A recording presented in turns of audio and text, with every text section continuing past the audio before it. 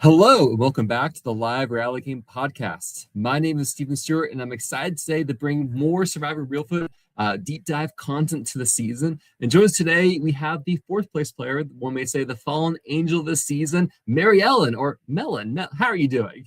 I'm doing good. How are you? Doing well, I will say. This has been a long time coming. We've been wanting to make this talk happen for a while, but man, our schedules do not like each other. But we've made it. We're here. We made it. We made it. We had football practices. We had torn ACLs. We had first day of school, open houses, but we finally made it. Man, your schools start early. I don't know.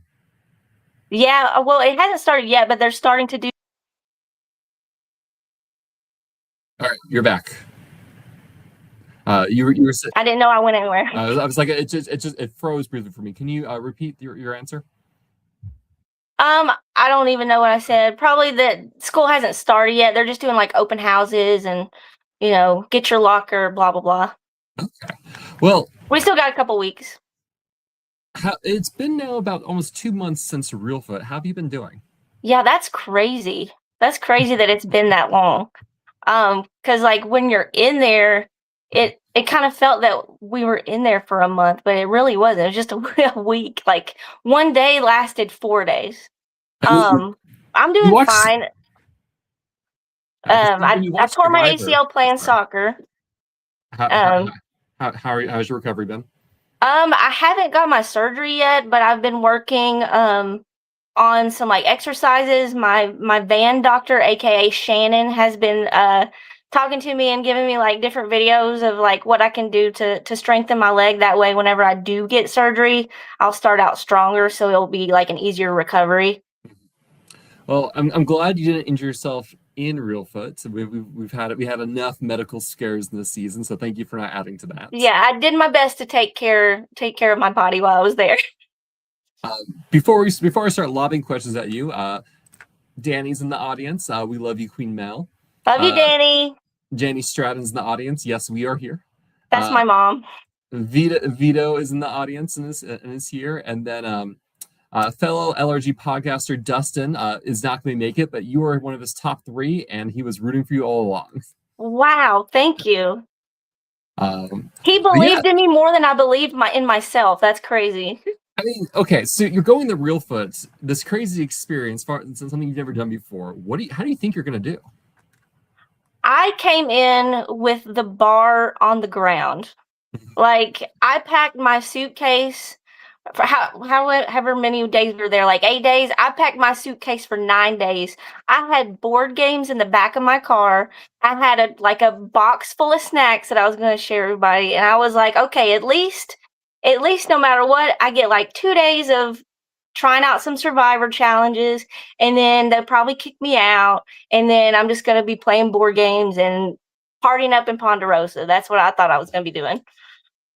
So you really came prepared thinking like, I'll just be the first boot and I'll just enjoy Yeah, like I prepared myself mentally. I was like, it's okay, at least you get 2 days. And so what's going through your head as you survive day after day after day, vote after vote after vote? Each time I'm like, I'm doing this. So like every day I had to like raise my bar a little bit. So like I was like, okay, just try not to be the first boot. Just try not to be the first boot. And then I made it, and I was like, okay, cool. Just try to make it one more. Let's see if we can make it one more day. And then I made it. I was like, okay, well, let's see if we can make it to merge. And then I was like, I made it. And I was like, whoa, what happens if I actually have to like get to the final 3 and talk to people? That's scary. But I never made it. But I was starting to think, oh my gosh, I never thought I would make it this far. I mean, is there a point you're just like, I think I can win this? No. Only after I got voted out, and they're like, oh, and they gave me a hug. They're like, we would have voted for you. And then I was like, oh, really? For real? Dang. Well, we'll definitely talk more about the end game, but let's talk about your road to Reelfoot. How did you discover Surviving Reelfoot and LRGs as a whole? So I didn't know what an LRG was. I was just like scrolling on TikTok, and I saw a video. I can't remember the first challenge that I saw. It was either that beanbag challenge or it may have been like the circle one. It was one of those, and I saw it. I was like, well, that's cool, but I don't remember that challenge being on Survivor, and I don't know who these people are. So I clicked on it, and I was like, oh my gosh, these people are like playing Survivor. How can I get friends like these that'll come to my house and play Survivor? And then I started looking into it more, and I was like, oh, so like people sign up for this. And then I followed them, and it may have been like a couple days later, and they posted a video that said that they were going to take applications, and I was like, okay, let's do it. So you apply, and how does that go? So I applied again. My bar is always on the floor. So I applied. I saw that they were taking applications. I was at work. I went outside on my break, went in my car, turned my phone on, and made like a quick little audition video, submitted. And I was like, well, the worst they can do is just like not contact me, which is probably what's going to happen. And then, they eventually asked if I wanted to do an interview. And I was like, you got to be kidding me. Why? What about that video? Like, made you want to pick me. So you get cast. And yeah. So I guess talk to me about your Survivor fandom. I mean, if you're scrolling on TikTok and seeing Survivor videos, that seems pretty high up there on the Survivor fandom level. Right. I mean, I've always been a fan of Survivor since like I want to say day one, but I didn't really get into it until season 2. I just knew about it in season 1, and I think I was like 9 or 10, and my dad and mom would like talk to me about this new show, and they would explain to it, and we would laugh about, all you got to do is just not be an asshole, and then you just don't get voted out. And then it was really season 2 when we actually started watching, and then season 3 we got really into it, and I bought 2 of the buffs. I still have the 2 Africa buffs that I bought when I was like 11 years old. I still have that, and I wear it when I go camping and stuff. And I always said that I wanted to be on Survivor, but I kind of got distracted by life for a while. Going to college, getting married, fostering kids, adopting the kids, raising the kids, and then COVID hit. And we had a lot more downtime. And I was like, and I saw an advertisement for Survivor, and I was like, oh yeah, I used to love that. And then I started watching, and it like sparked like that younger me that always said that I would be on Survivor. And I was like, oh yeah, I still want this. I just got distracted by life. So you're now cast for Reelfoot, which is an 8-day fan Survivor game. How do you prepare for it? So I kind of was already preparing for it because I was preparing myself as if I was going to get cast on Survivor. Because as soon as I started watching Survivor again, like during COVID, I was like, okay, I need to lock in. Like our kids are older, it's not as hard or difficult to like make sure they're alive anymore. So I have a little bit more time to chase after my dreams instead of just keeping everyone alive. And my wife is really supportive, and she was like, if that's what you want, then work for it. So that's what I've been doing. And luck is, when preparation meets opportunity. So what good is it going to do if Jeff Probst calls me and says, hey, we liked your video? And I'm like, well, I can't run a mile. So, so I mean, I've been like working out. I've been, at work, they make fun of me because I'll look up like videos on what plants I can eat, and we have like a little trail. So like on my break, I'll go walk on the trail and look for the plants that I can eat, and I'll bring them back to work, and I'll be like, do you guys want to try these? Sometimes they'll try it, sometimes they won't, but I made myself be fine with drinking lukewarm water because I'm like a princess when it comes to drinking nice ice cold water. And I was like, I'm not going to get that there. So I'm going to have to like wean myself off of ice water. So I was like drinking just room temperature water, and I don't know, just different like little things to get me prepared to be uncomfortable, I guess. Did you do a lot of research into Reelfoot as a whole, or did you? No.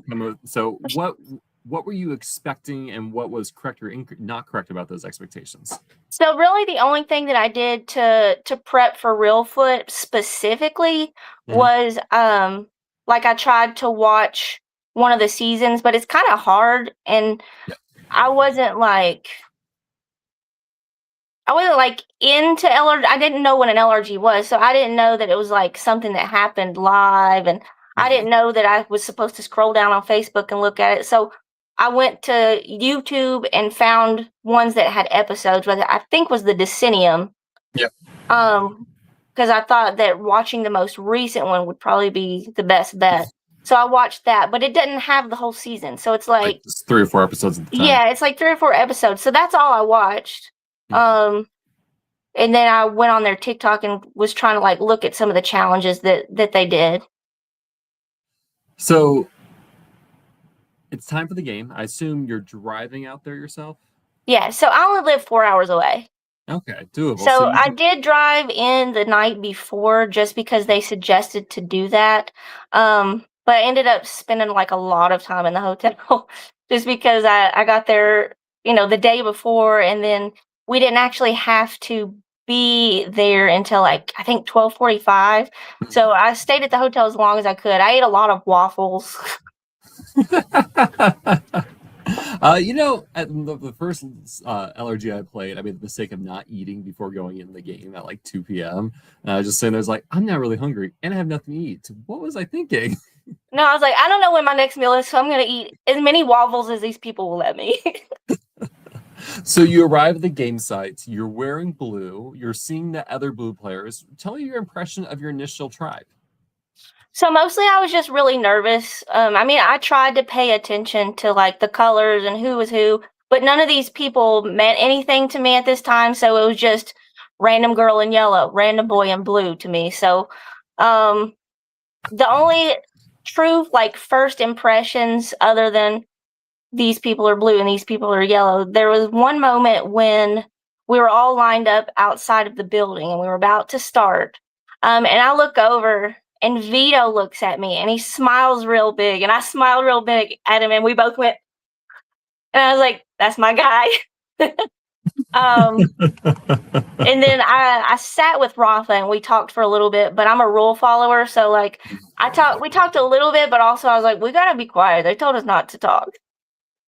Well, in addition to being a rule follower, you are also labeled as a dreamer in a season of Dreamers versus Doers. Do you agree with that designation?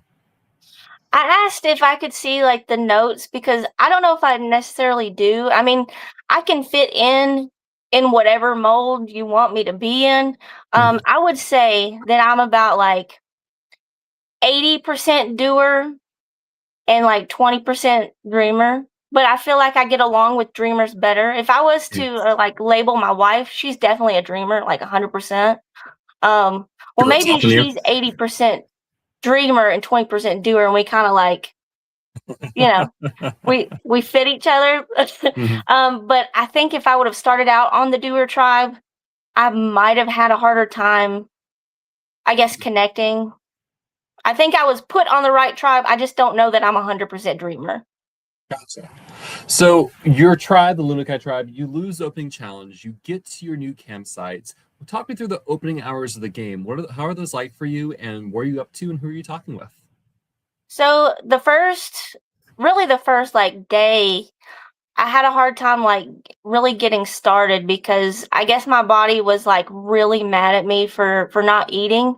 Because I ate breakfast, I ate all those waffles, but then we were sitting in that hot like, I don't know, it was like a big garage. There was no air, and we were just sitting there for like hours before we started. So we were way past lunchtime. We're way past supper time, and I'm like, I forgot about this. We're really not eating. We're not having bedtime snacks tonight, are we? So like my head was hurting and my stomach was hurting, and but I didn't want to let that show because I don't like to show weakness. So I'm sure nobody would have guessed that I was feeling that way. But it did take me a while to like get used to just the way of life for the game. First impressions, though, I immediately connected with Danny, Vito, and Joe. So what about, you already kind of talked about that initial interaction with Vito. What about Danny and Joe? How'd you connect with them? So it was almost immediate. So whenever we started that first challenge, we got on the mat, and I look over and I see Joe, and I have terrible memory, but something about her looks familiar. And what's the season that I watched?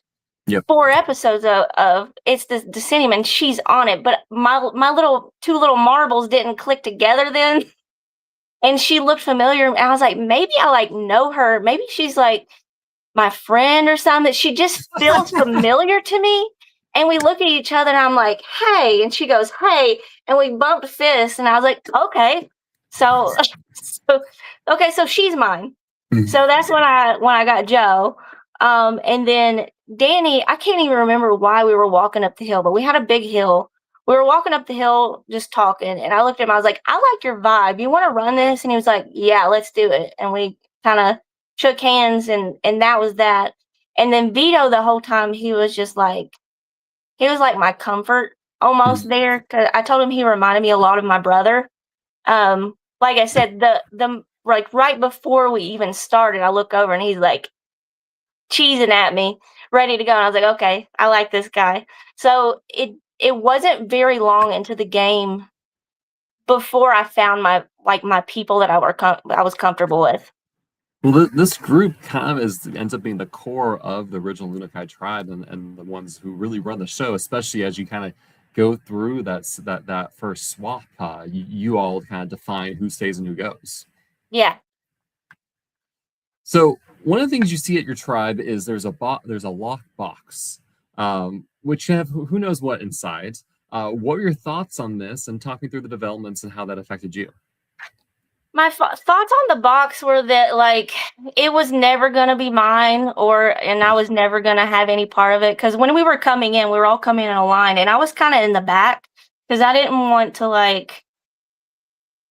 At no point did I ever want to be like, hey, look at me, I'm here. So I always try to like stay in the like middle or in the back, or like if there was something to do, I was just like, would you like to try to do this? Do you want to try to do this fire? Here you go. You can you tell me what you need and I'll chop down trees. You can build the shelter however you want. I don't care. So I was in the back, and they noticed the box. They ripped it open before we got the lock. And then we had to put it, like we had to like fix it back. And then Julian immediately finds the key, and I was like, okay, well, that's Julian's. I think he immediately says that he's gonna use it for the tribe. We all know that's not happening. Nobody's gonna do that. Yeah, so I didn't really have a whole lot of thoughts about the box other than, yay, you guys found a box. I was excited about the food in there. Is anyone else standing out to you in that first day? In a good way or in a bad way, or just at all? Really, the only people who stood out to me other than my core alliance, Courtney stood out to me just because she was taking the lead on putting the shelter together, and I had a lot of doubts about like why we were doing so much. I was like, let's just wrap this bad boy around a tree and be done. And she was talking about building toggles and building a wall and stuff like that. And I was like, that's a lot of work. But then she started like actually making stuff, and I was like, I went up the hill, I did a confession, and I was shit talking her, not bad, but a little bit. And I come back down, and she's got half a wall built, and I said, Courtney, I take back everything I ever said about you up there. You tell me how many trees you want, point to the tree, I'll chop it down. Whatever you need, I got you. So she started pointing at trees, and I started chopping them down for her beautiful shelter that she built us. How was your first night on? I would say it's camping in the woods, but it's more just laying on the ground, being cold in the woods. How was your first night in the game? The first night was, like I said, I was feeling like a little sick. My head was hurting. I actually snuck away and ran up the hill and threw up without telling anybody, and then I came back down and acted like nothing happened. But after that first night, I was fine. It was just like, it was almost like it was a shock to my body, and then afterwards, it was like, all right, let's go. Let's get it. So over the course of the second day, you kind of go back and forth with winning or losing challenges against the opposing tribe. I want to talk about the Sumo at Sea challenge because you do really well here. You go against Sam and Larissa in this challenge. Yeah, that's the challenge that I was looking most forward to, but also I was afraid to like show up too much for it. So I just kind of kept my mouth shut and let them decide who they wanted to go towards what, and it ended up me being Sam. And I felt really bad because we had already discussed that she had like a torn rotator cuff or something like that. And we get up on the thing and she was like, "Do you want to play rock, paper, scissors to see who wins?" And I just kind of laughed it off. And I was like, I don't want to hurt her, but I don't want to lose. So like I didn't like push her. I tried to not push her that hard. Because I don't know, I just felt bad. I didn't want her to hurt her. But I was really excited about that challenge. I was excited that near the end I got to go against like someone a little like larger. I don't think that they thought I was gonna win when they put me up against her. They were just like, "I don't know if I can do it. I don't know if I can do it." They're like, Mellon, do you think you want to do it? Yeah, do it. Let me in. As a result of winning this challenge, you all go on an offsite excursion, and this is when Logan is going to open the cryptex. What were your thoughts on this? Okay, so before that, I had been like finding the letters. Well, okay, so I was bummed first of all that they opened it because I was working real hard. All of my efforts were going towards getting to know people and destroying letters. So so the first letter I found was on the fire ring, and I was like, okay, I need to do something with this. So I pick up the fire ring and I show Joe because she had already talked to me about forming an alliance together and working together. So I wanted to do something to let her know that, hey, yeah, let's do it. So I showed her the letter on the fire ring, and then I picked it up and I kind of like put the letter towards my chest and I carried the fire ring to where everybody was building the shelter. And I found like a little tree and I put it to where the A was up against the tree.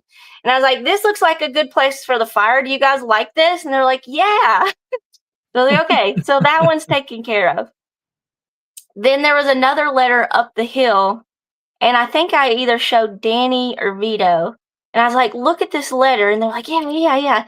And then I took the machete and I kind of like chopped, it was on the bark. I kind of like chopped up the bark. Um, and then there was another one that I didn't show anybody, and it was on the ground and it was in a log. I don't think I don't think there was anybody around me at all, like not even like a camera person. But I took my machete and I like chopped, it was like inside of a log on the ground, and I just chopped it up. So I was thinking that all of these shenanigans was gonna make it impossible to open this uh box or whatever you just called it, the cryptex. The cryptex. Um, and then they get in the car and we get to this Discovery Museum and they've already opened the box. So now I can stop worrying about destroying all these letters. I had a good time, but it was for nothing. Do you think you could have opened it yourself if you had collected enough letters? Yeah, yeah. I was trying to like we had paint for our flag, which it took us forever to paint that flag, but I was taking the paint from the flag and I was writing the letters on the side of my water bottle. So I wouldn't forget, because I was just going over in my head, and then I realized that I couldn't pay attention to what anybody was telling me because I was constantly thinking about, okay, what was that other letter that I just destroyed? So I wrote them on my water bottle. But it doesn't matter anyway. Vito's saying, no wonder no one else could find any more letters. You were destroying them all. Destroying them, Vito. So it's an interesting situation. Logan has an idol, but Julian found the cryptex. Did you have any thoughts or horse in the race of who had the idol or who could play it, or what? As far as, I mean, I knew that they weren't gonna. Well, I guess I was wrong because Logan really showed up, but I didn't figure anybody would like use it for anybody but themselves. Yeah. So I didn't really have a whole lot of thoughts about the idol whatsoever, other than just to pay attention to whose it was. Over the course of that second day, do you, Danny, Joe, and Vito formalize an alliance together at any point in time? Can you ask that question again? I got distracted. Do you, Danny, Vito, and Joe ever formalize an alliance with each other? Come together as a four and say we are an alliance. Oh, absolutely, yeah. Okay. So me and Danny hook up. me and Vito, me and Joe, and then we all kind of like, I guess separately discussed with each other who we wanted to be in the group. And it just so happened that I was like, if I was talking to Danny, I was like, I really like Vito and I really like Joe. And he's like, I really like them too. And then if I was talking to Vito, I said, I really like Danny and I really like Joe. I like them too. And then I was talking to Joe and I said, I really like Danny. And I really So after that, we all came together. We're like, okay, this is it, right? Yeah, this is it. Which you hardly ever see all of us four together. And that was on purpose. It was so nobody could really nobody ever was able to pinpoint who the like alliance was. Were you hearing any names, or is there anyone you were kind of looking at as potential first boots for your tribe? So after the first challenge, I initially said that my first boot would have been Nay, just because she didn't perform as well on that first challenge. But since we had 2 days to do challenges before we actually had to vote somebody out, that was really the only issue I had with her, was that first challenge. And it wasn't really her fault. It's just she didn't perform as well as everybody else. So I was like, okay, well, why don't we just do Nay? But after that first challenge, she really stepped up and she showed that she had a lot to provide for the team. So when it actually came to the first boot, I was just looking at who is holding us back in challenges and who is kind of like, I don't know. That's the biggest thing. Who is holding us back the most? Mm-hmm. End of day 2, can you rank the players in your tribe from most to least important of your game? Joe, Danny, Vito, everyone else. Really? There's like no differential between like not even Courtney or anyone else that Not really. I mean, okay, let's do Joe, Danny, Vito, Courtney and Shannon. Okay. Julian, and then Logan and Garrett. And then Nay is there, or Nay is below that? I liked Nay, but it didn't seem like she was like working with me. We bonded a lot. Like we spent time together, and like she told me she was most comfortable with me. So if we were like changing, she would change near me. But she never was like, "Do you want to be in an alliance?" She never said that. Gotcha. And so, was there anyone else who, like, were there players who did come up to you and say that, and then who didn't come up to you and say that, I guess? No one did, for the most part, even throughout the entire game. Really? No one ever said anything specifically. Like, you know how people do. I'm interested in working with you. Really? How? And then they don't elaborate. Other than when it was their time to go. It was usually when it was their time to go, they would come to me and they would be like, "Hey, what can we do?" Yeah, and at that they come out of point, panic. It's too late. But no, other than the 4, nobody actually came up to me until it was like, it seemed it was too late for them. I could tell who was actually, wanting to be in alliance with me versus someone who's just saying, I'm interested in working with you. Yeah, because what's interesting about this Lunakai tribe, it doesn't seem like there's ever there's no other alliances that really seem to form on this tribe. It's the 4 of you, and then it's a loose coalition of other players who then want to work with you. Yeah, I think it's because once we formed that core, we kind of made like, I don't know, like layers of people around us that were with us. So talk to me about those layers then. Like, who was like the closer layer versus the farther layer, I guess, in your mind? So, the closest layer. If you're talking about like number ones, I truly felt like Danny and Vito and Joe, at one point, they all felt like a number one to me. it felt very much like an equal partnership, all four of us. And then the next layer, in my opinion, was Courtney, Shannon, and Nay. And then the next layer was Julian. And then the next layer was Logan. And then Garrett, I never really got to form a whole lot with Garrett. The only time he really talked to me was like at the very end. Yeah, talk to me about Garrett, because I remember when I was watching, I was surprised that he was the first student that he was targeted. So is it that he just wasn't strategizing? He wasn't using the push? Was it poor challenge performance? What about him made you say like, yeah, I'm happy to write his name down? So I'm the one who put out Garrett's name Really? Okay. for the first vote. It was mostly because, one, I thought that they would not choose to save one of the bigger men, like why would they save someone like that?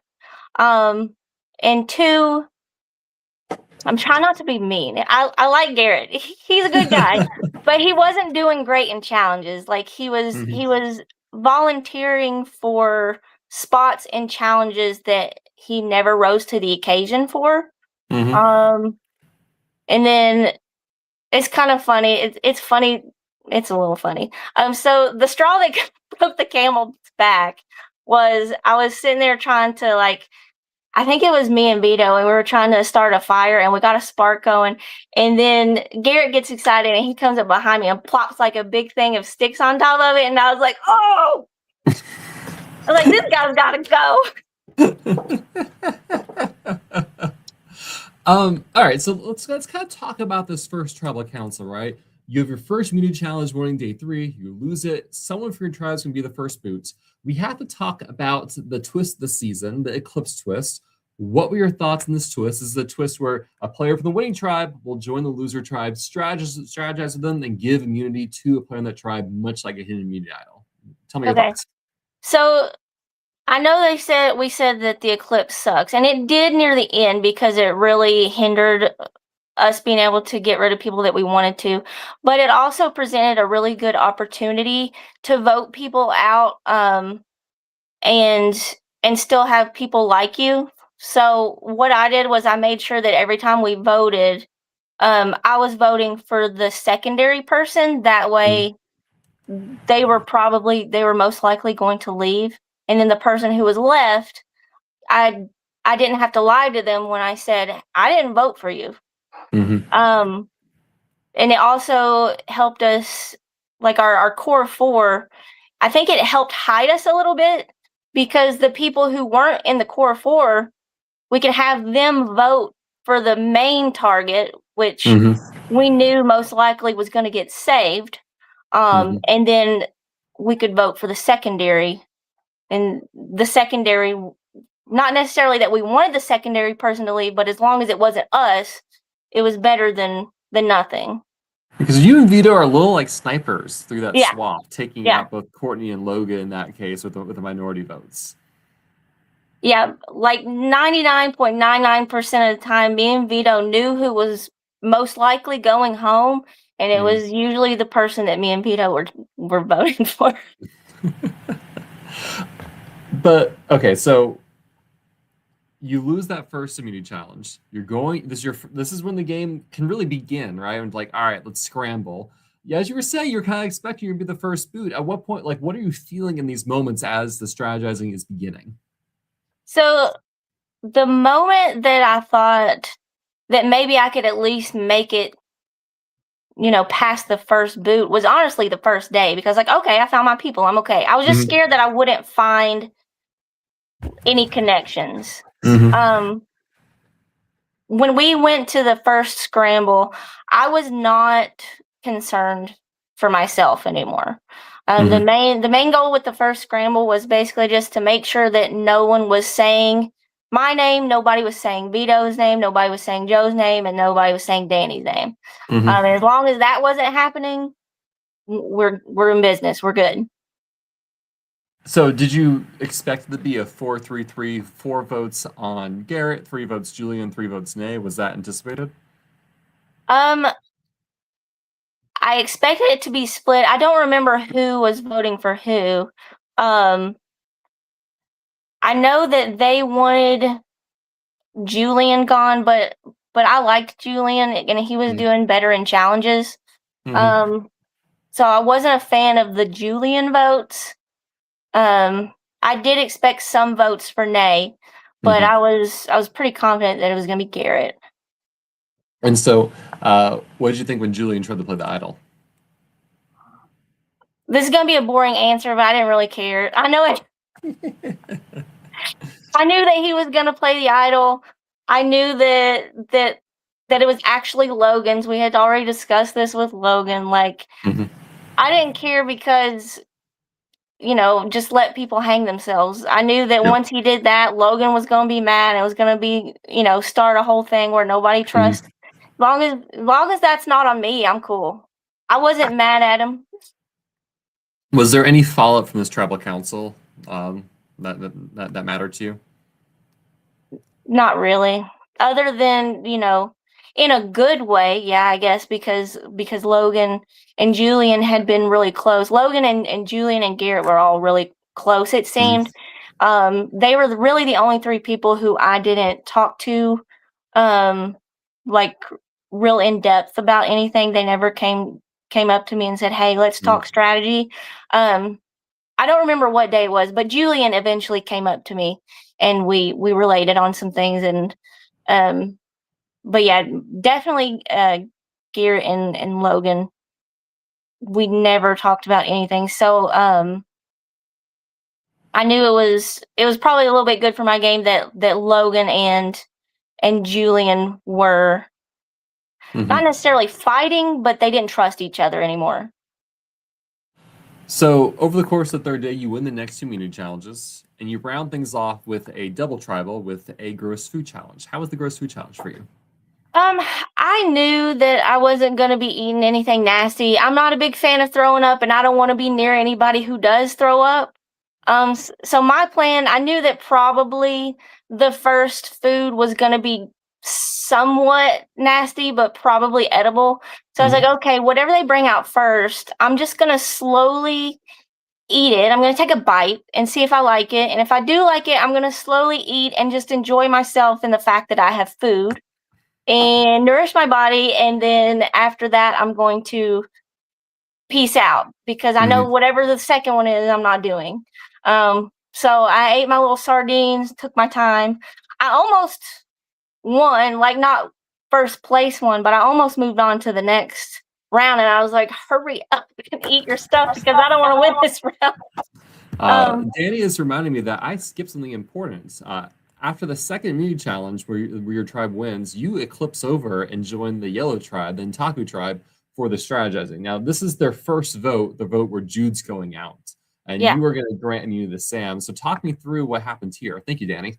Yeah, that was kind of awkward because it felt like nobody wanted to talk to me, and I was the first one to do the eclipse, so I didn't know how I didn't know the proper steps. I didn't know the procedures yet. So nobody told me, what I was supposed to do as a guest of the other tribe. As a revenue collections agent, don't you just write these?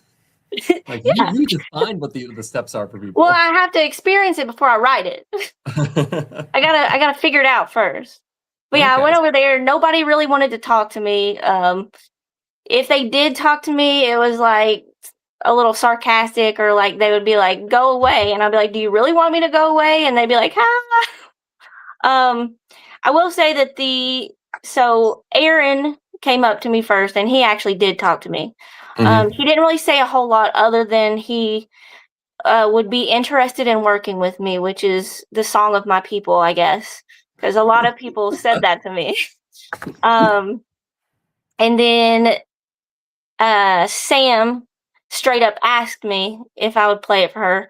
And then Will came up and he was like this close to my face. And he was like speaking like he was saying stuff so fast that I didn't know what he was saying. I was just watching his lips move up and down. And then Jude came up to me at the end when we were waiting to go into tribal, and I thought that we weren't supposed to be talking. So I was trying to like not talk to anybody, and then Jude came up to me and whispered something in my ear really fast, and I have terrible hearing. So at the end of the game, and I know this is like Yeah, that's way fine. far ahead. At the very end of the game, before I left, I was like, Jude, what did you tell me? What did you tell me when you whispered? Because I don't know what you said. And basically, she was telling me who had idols, who she was working with, and that if I saved her, that she would work with me. But it was all within like 2 seconds. And Would then that she have changed? gave me a picture of what's that? What's her name, guys? The picture. I can't think. Somebody else say it. The picture of the pharmacist. She gave me that and she said if I am going, then you need to keep her and keep her alive. I can't remember her name. Somebody is gonna put it on here. I know it. So had Jude talked to you earlier and like told you all that? Apparently that's a picture of Debbie. Debbie, Yeah. Had Jude verbalized that to you earlier in the round, would that have changed your mind? And would you have said Jude? probably. Hmm. I mean, I don't know if like looking back, I think that I wouldn't really change anything, but I think in that moment, if I had better hearing and I heard what she said, I probably would have saved Jude because she gave me a lot of information there. And that would have changed the entire It would season. have changed the entire game if I had better hearing. All right, so let's fast forward back. You just lost the gross food challenge. Vito has won for your tribe, so he's going to go over to the other side and vote. Eric is joining your tribe for the eclipse. Now, this is the round that you're going to do a 4-4 tie between Julie and Shannon, and with Shannon going home, you cast a vote for Shannon. Talk me through this round. What was your strategy, and was this what you wanted to have happen? Okay, so first of all, Eric was really intimidating at this point. I was really scared of Eric. It was dark and he was just standing up at the top like a drill sergeant and calling our names, and he was like standing up real straight and he was asking like straight and to the point questions. So I was like, okay, this man likes like straight answers. So I was like, I'm gonna give him some straight answers. They might not be truthful, but I'm gonna get him to him straight. So he's like, Maryellen, come over here. And I was like, yes, sir. So he was like, who's in charge of this group? And I said, I think that we all work together and figure out who we're gonna. And he's like, what do you think about Joe? I said, I think Joe is a nice lady. So I never gave him like real. He was like, who do you think is in trouble tonight? And I'm pretty sure I said something random. I told Danny and Vito this, but I can't remember who it was. Oh, who was it? I don't know. It doesn't matter. I just told him a random name. But as far as the vote goes, I didn't want Shannon to leave, but I knew that the eclipse was going to play a big part in who left. So it was essentially between Shannon, Courtney, and Logan, right? And I would say at that point I was about equally as close with all three of them. And Shannon had already spread some like seeds of doubt within the alliance. She was talking about how she heard bits and pieces of people saying stuff outside the tents. They're like, I don't know if Shannon's being truthful or not.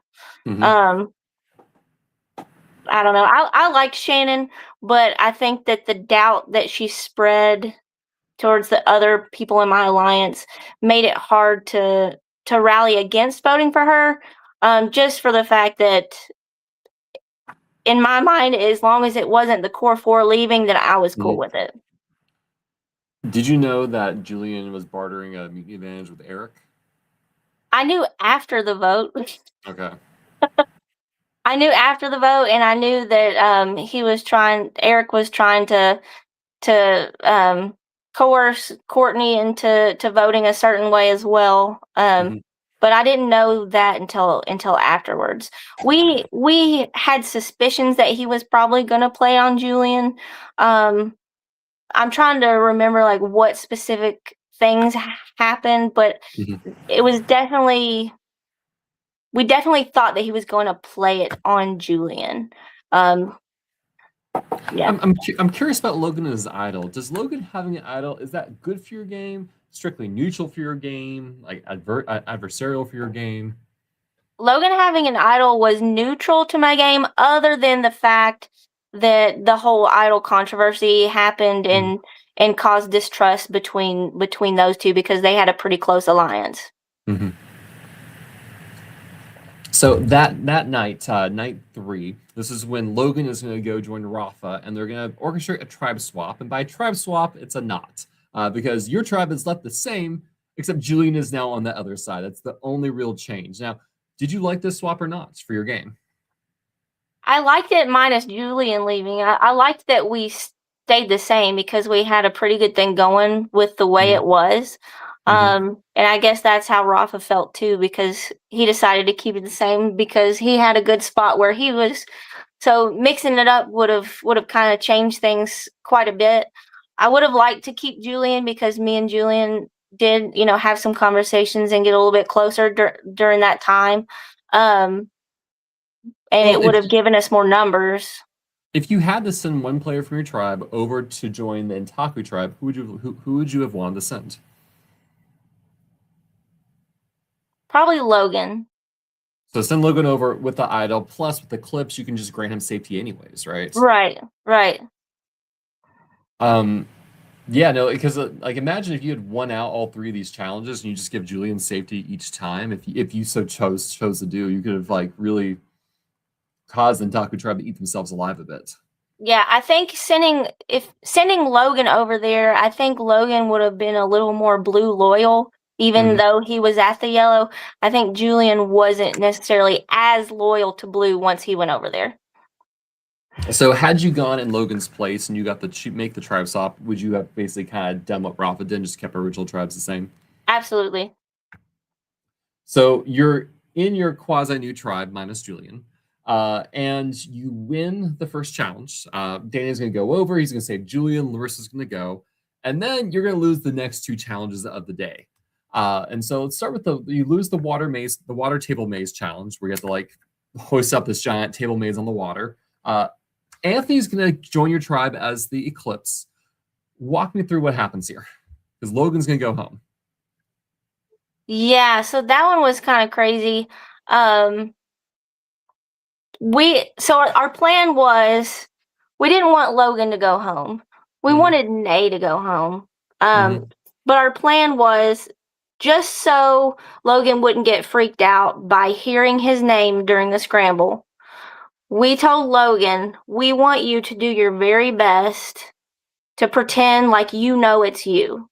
Like you're gonna like isolate yourself. You're gonna have like your head down and like just be like real bummed that like you're on the outs. Nobody's talking to you. It's you. But Logan, the vote is nay. So Logan's voting for nay. The majority of the votes would be to nay. However, in the event that Logan does a terrible job of convincing Anthony that he's the vote and needs to be saved, and Anthony saves nay, the other votes are on Logan. So basically, his acting skills are what would have saved him, minus his idol. But like we're like, Logan, fight for your life, act for your life, Logan. So what do you talk about with Anthony? I didn't have very many conversations with Anthony. I knew that Anthony probably wasn't really interested in anything with me. We talked a little bit about video games on that first Eclipse when I went over there, but that's it. And I think I can't remember specifically, but I'm sure I was just like, I don't know, it's probably going to be Logan. I don't know. I have no clue what I said to Anthony. Not a single clue, because I didn't have very many conversations with Anthony. What do you think the likelihood was of Logan actually playing the idol at the Tribal Council?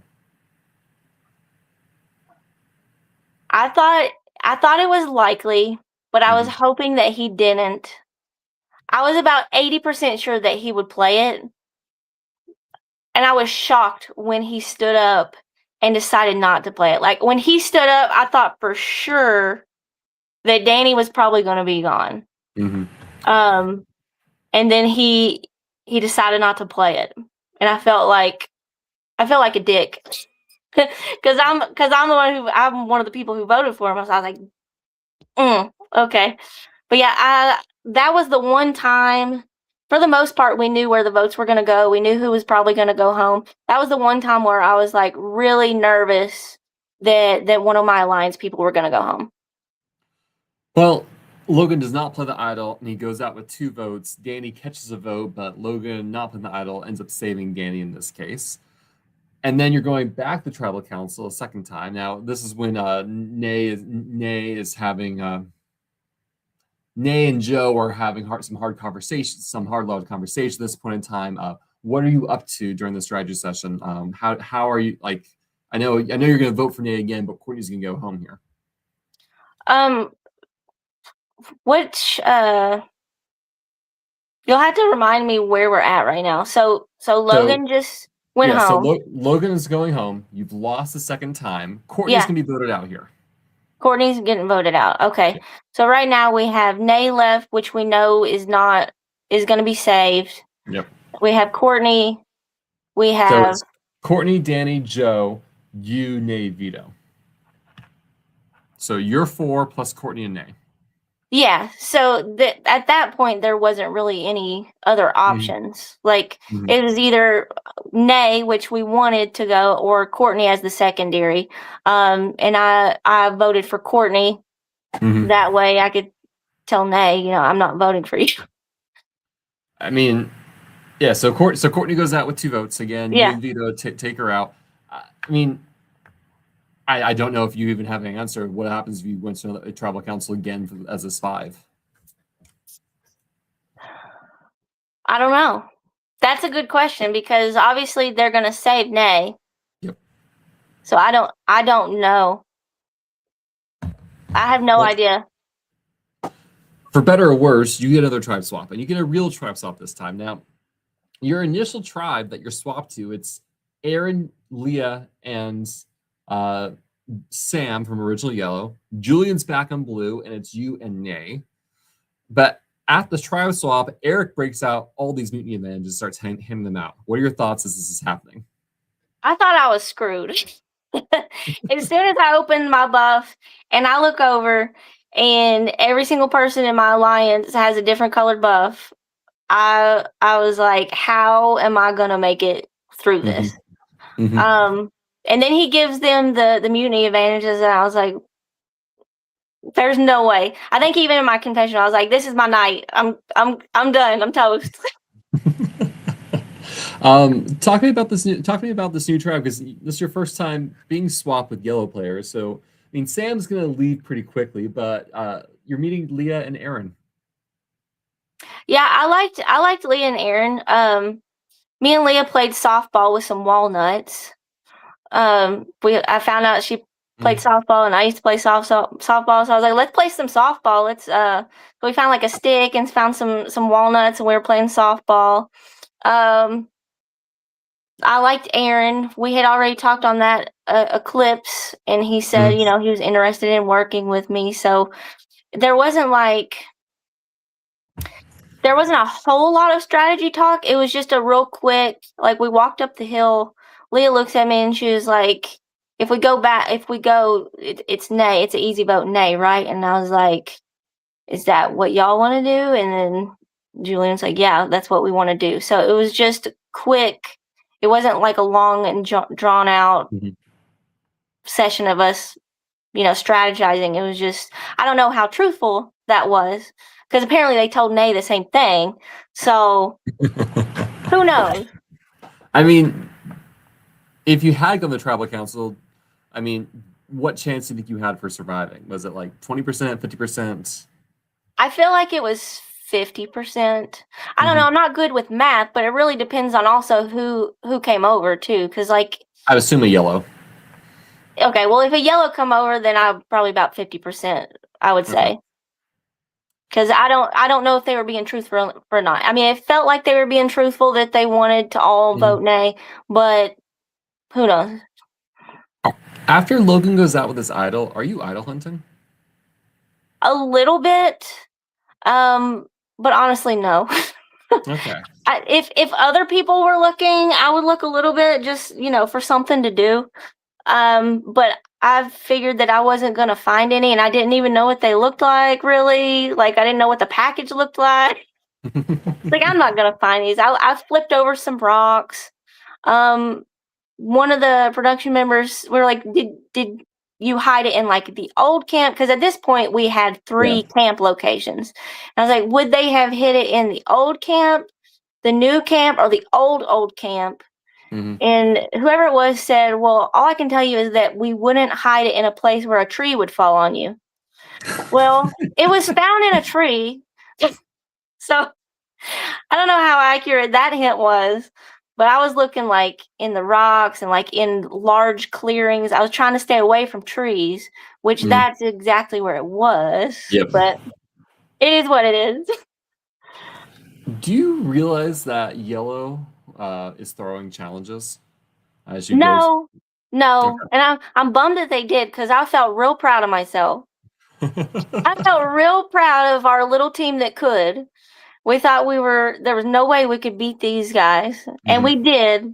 But then we find out later that they threw it. So did we I mean, win? you win that first challenge. Leah is the one that eclipses over. At that point, do you just look at Vito, Joe, and Danny and say, "I'm sorry, y'all are doomed"? Yeah, pretty much. I was like, I knew it was probably gonna be Joe because they were gunning for Joe. Um, I know at least from that night food challenge one, just by the way Eric was talking, he wanted to know a lot of Mhm. information about Joe, and then I was like, they're trying to get Joe. So I knew it was probably gonna be Joe. So Joe goes home. You win the next challenge, and you get to eclipse over for your second time. Yeah. Um, and it's 4 original yellows: Anthony, Eric, Rafa, Sam. You have just Danny and Vito left. You have a hard decision. You get to give immunity to one person. That person you don't give to is probably going home. What's going through your mind? Yeah, and I also didn't get to have peanut butter and jelly sandwiches. You don't even get the reward. I did all that work for nothing.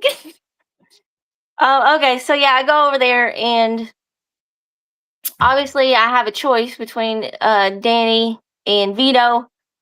I was originally I was on the fence and then I was leaning more towards Vito. Mhm. And then Eric comes up to me and he says, "If you play your what's it called, a clip? If you play your Yeah, clips on Danny, then I can promise that I'll keep you safe at the merge." At that's this a. point, I'm terrified of this man. And yeah, the quality in alliance forms. He starts calling me waffles, and he's not So as he saw you scary. eating the waffles? Yeah,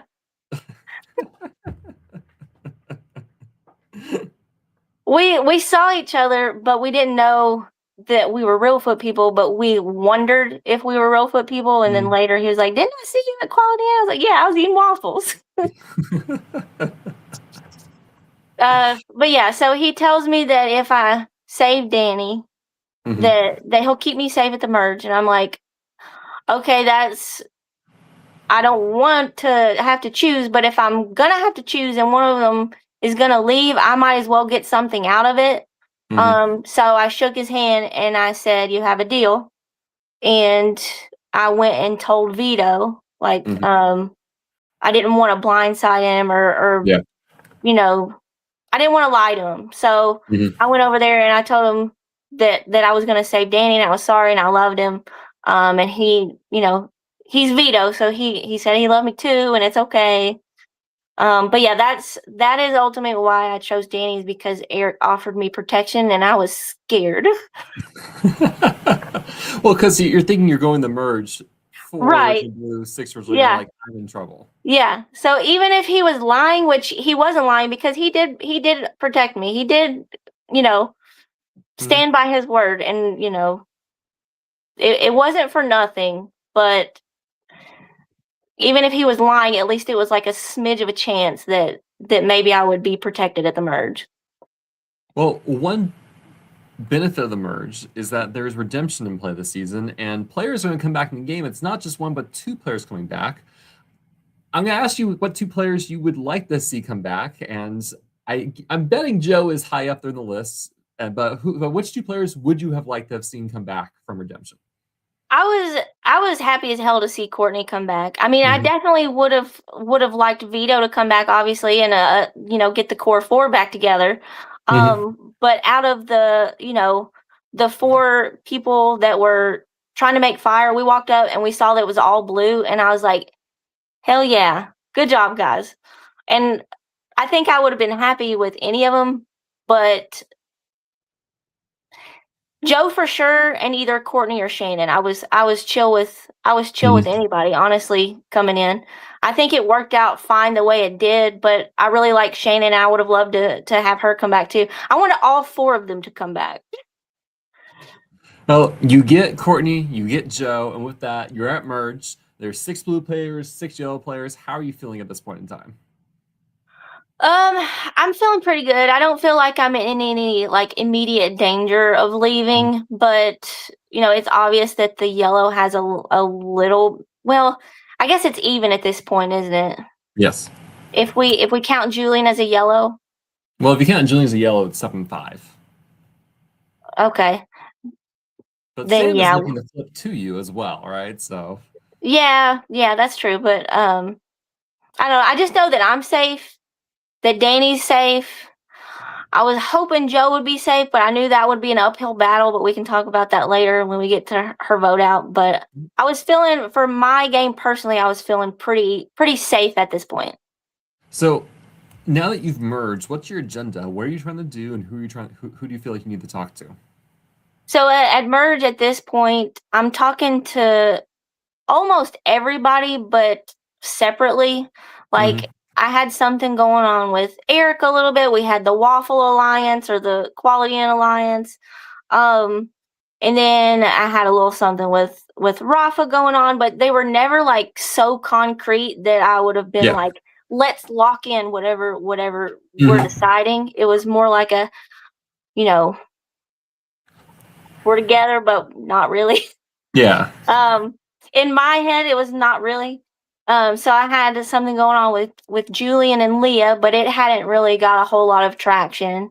I didn't do a lot of talking, like I said, with Anthony. I knew that Anthony and Aaron and Danny were wanting to do this like all gay alliance thing, but I knew that was probably bullshit, so I didn't like really buy into it. But I was like, sure, I'll be in that alliance. And then Sam was a big part of like our like secondary alliance, because it seemed like Sam and Aaron were willing to flip a little bit. They weren't necessarily willing to do it immediately though. But they did indicate that down the road they would be willing to vote for some yellows. Was there anyone in yellow that you're just like, I wish I want to target this person hard and fast? Initially, it was Eric because he scared me. But then I got to know Eric a little bit better, and I got closer with Eric, and I felt safer with him there for a little while. So I backed off on that. So that night, you had that first immunity challenge, and you don't go to the tribal council until the next day. It sounds like there's not much.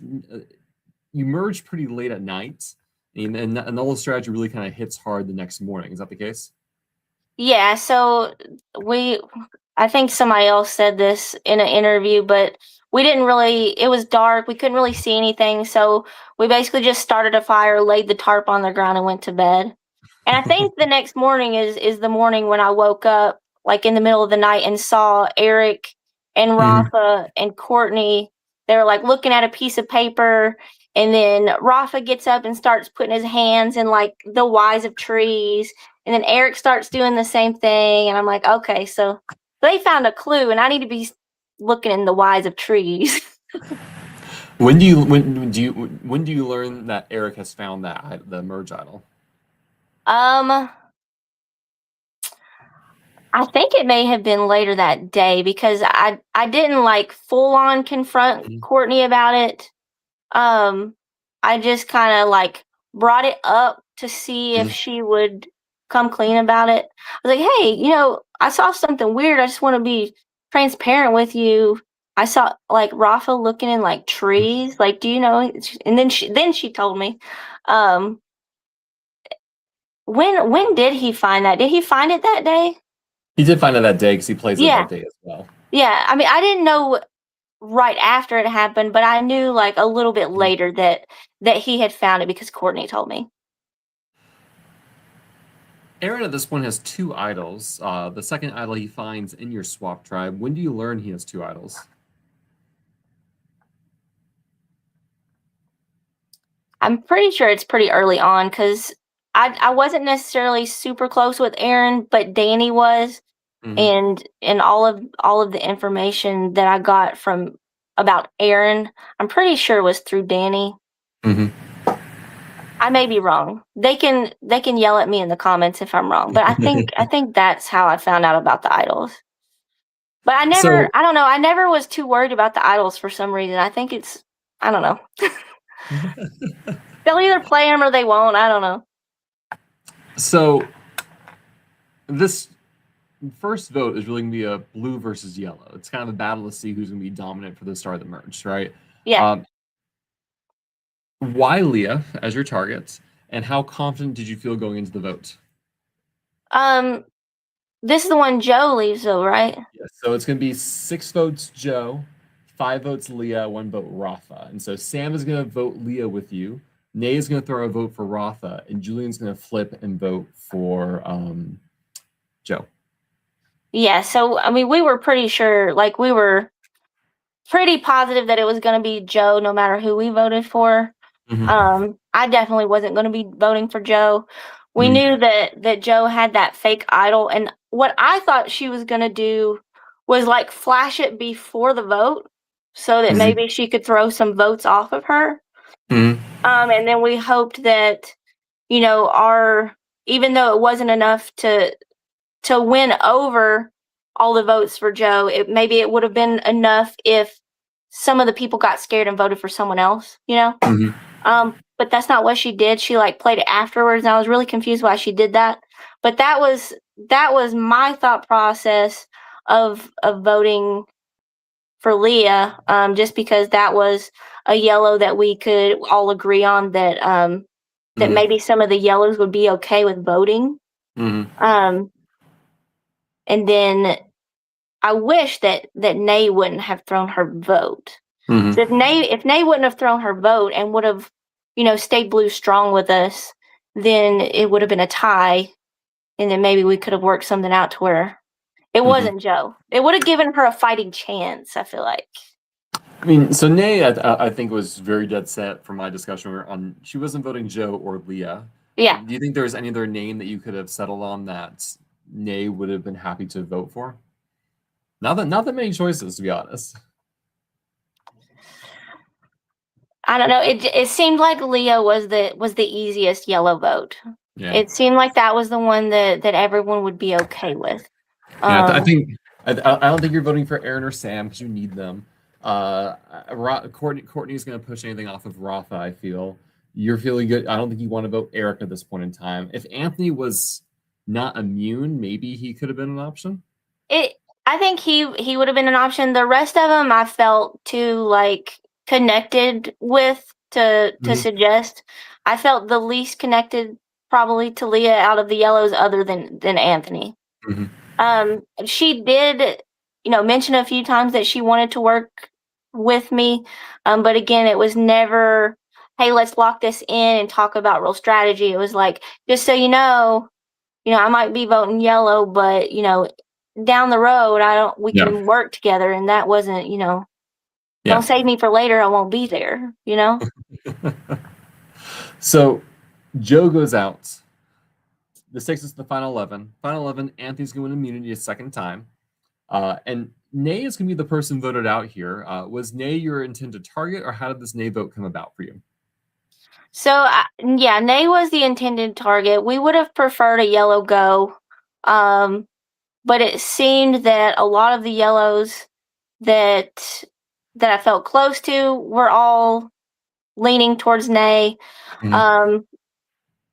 Some of the yellows that had told us that they were willing to Mhm. flip. So mostly Aaron and Sam, they weren't comfortable with flipping yet.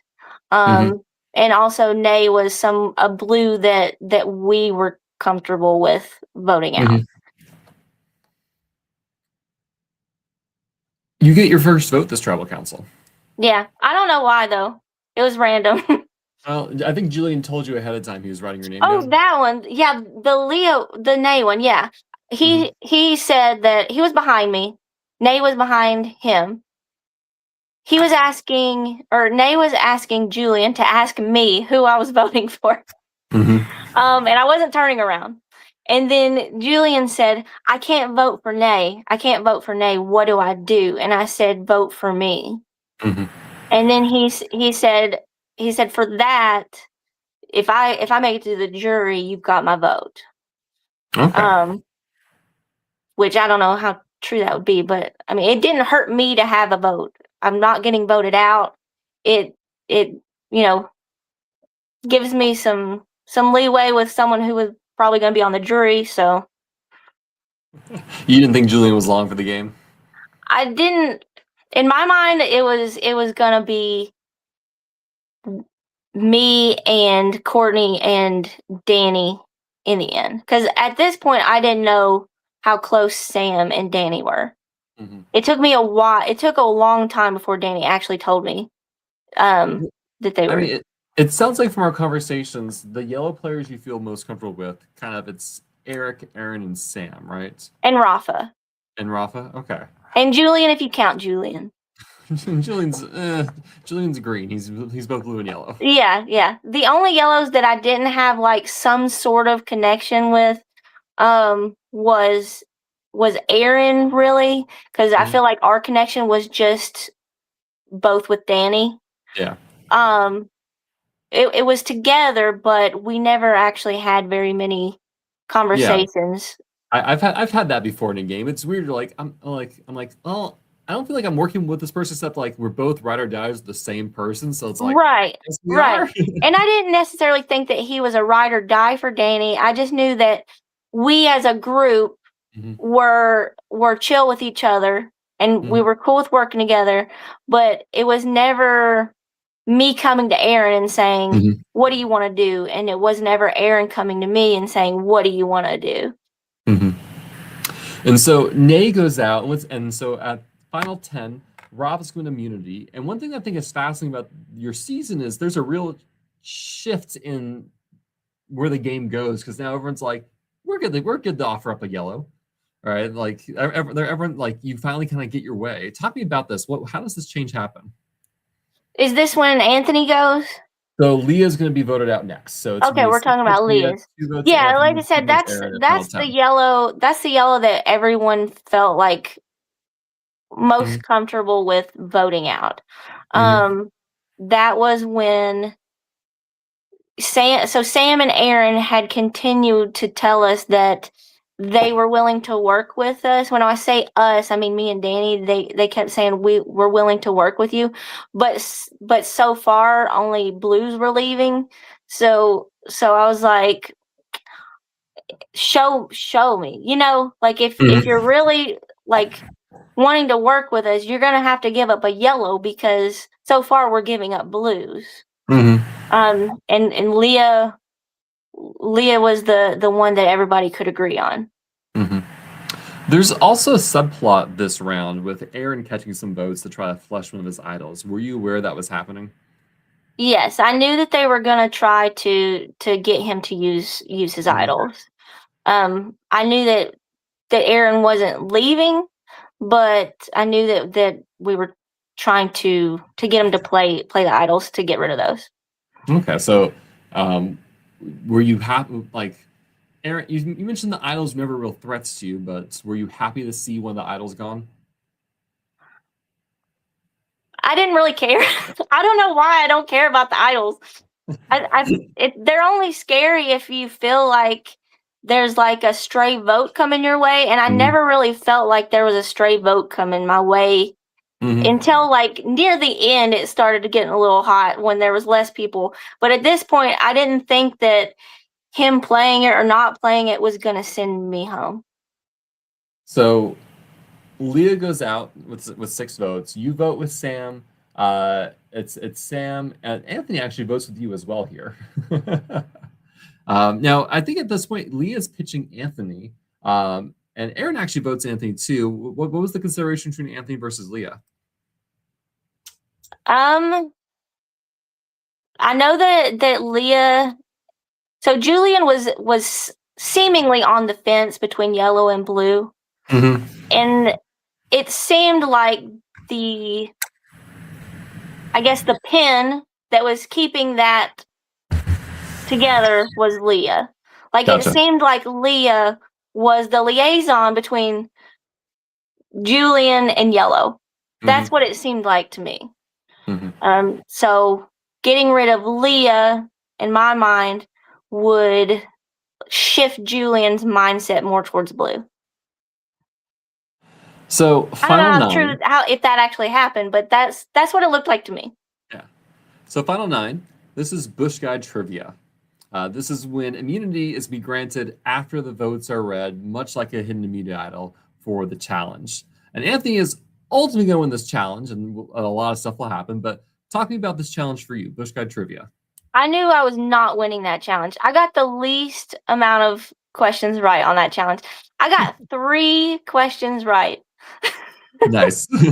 And the way I did my answers, which after hearing how Anthony was like changing his answers, that makes a lot of sense why I got some wrong, because I was just listening to what the markers sounded like. So if I heard I was like, okay, that's a B. If I heard okay, that's a C. So I was just listening to like the patterns of the markers and what people were writing down. That's actually pretty great, though. Because I didn't want to get caught looking at people's papers, because that's embarrassing. But I was just listening for the marker sounds. That didn't work out for me. Spoiler alert. I've never heard of someone trying to do that before, so I love that. So the vote ends up being on Anthony. Why Anthony? Was it straightforward? Yeah, I think it's because he seemed to be a pretty big challenge threat. I figured that he won that because he was playing it up too much like he lost, and I knew he was smart. So I figured that it was. I was hoping that he didn't win, but he did. I figured he did. Well, I'm curious because like this is such a kind of like the eclipse, right? Where like there's this delayed immunity idols that's going to happen. Yeah. There is no alternate votes. All 8 of you pile your votes on Anthony, leaving Anthony potentially the person voting out whoever he wants. Was there discussion of a split vote or a backup person? Not really. We were thinking about maybe Rafa being the backup person, but it's. I think we were just hoping for a miracle. I think we just all. Do you think your game would? We all purchased a lottery ticket that day and just put all our bets on Anthony. Would your game have been better had Rafa gone home here and Julian stayed?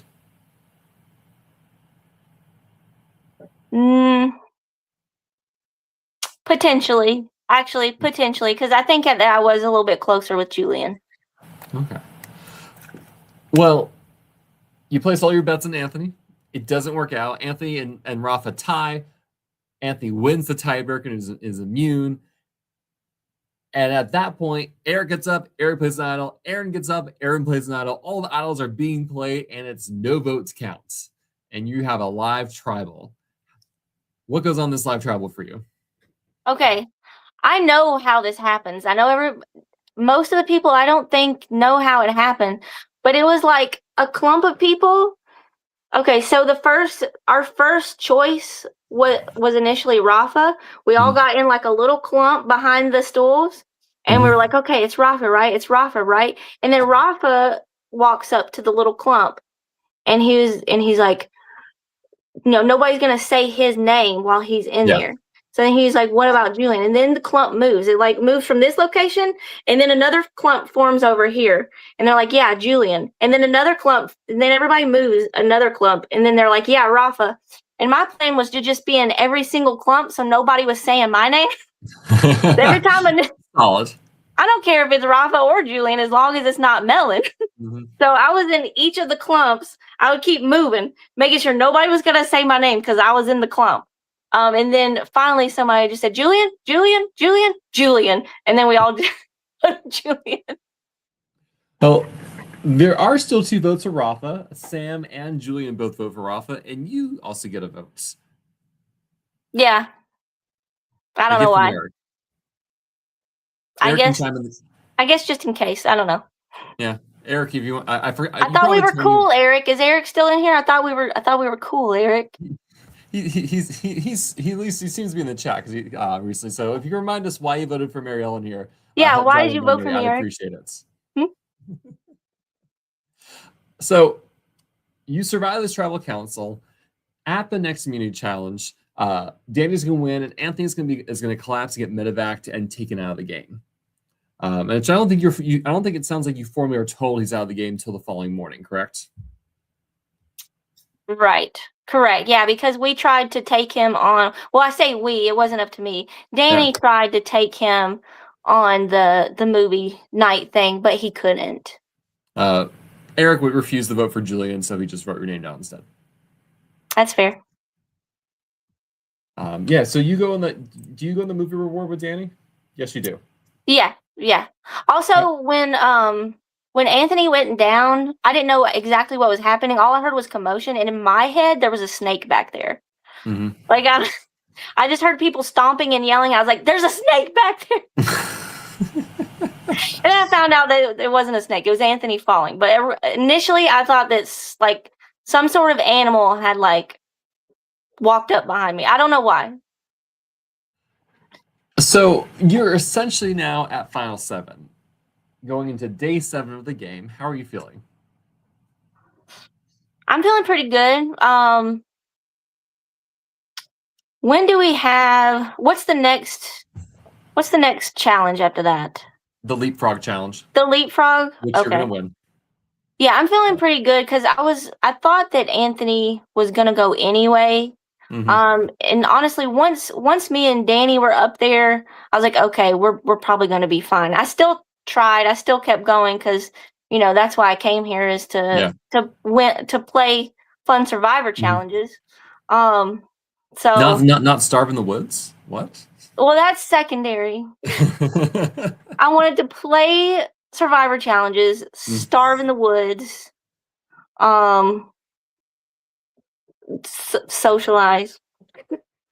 All good things. So, at Final 7, do you have an ideal Final 3 in your head? Yeah, it was me. In my head, it was me, Danny, and Courtney. Okay. Again, I don't know how close Sam is to Danny at this time. But that's like when we did the movie night, we all was like, it's us 3, right? Yeah, it's us 3. When do you realize or learn how close Sam and Danny are? I couldn't tell you. Danny might be able to tell you better. It's at some point. At some point, Danny sits me down and he says, I have to tell you a secret. I have to tell you something. I don't want you to be mad at me. And he's like, me and Sam played together. And I was like, I'm mad. She's fine. I mean, so if the goal is you, Courtney, and Danny in the Final 3, what did you think Danny's saying that he tells you about Sam at the movie night? Okay, there you go. If the goal was you, Danny, and Courtney Final 3, what did you think your best path to get there was? Okay, so I knew that Rafa and Eric were decently close to Courtney because of the night when I saw them talking together. Yeah. So other than that moment, I felt like they did a decent job of steering clear of each other. They weren't like a very obvious closeness. So I thought that maybe if Eric and Rafa were up for it to keep Courtney, and then Danny could vote with us to vote really anybody else. I just knew that Courtney may have a chance if Eric and Rafa were willing to work it out to where Courtney's not the target. Were you comfortable? So were you comfortable sitting by anyone at the final three, or were there any players in final seven who just like, I don't want to sit next to you. I don't want to compete against you at the end.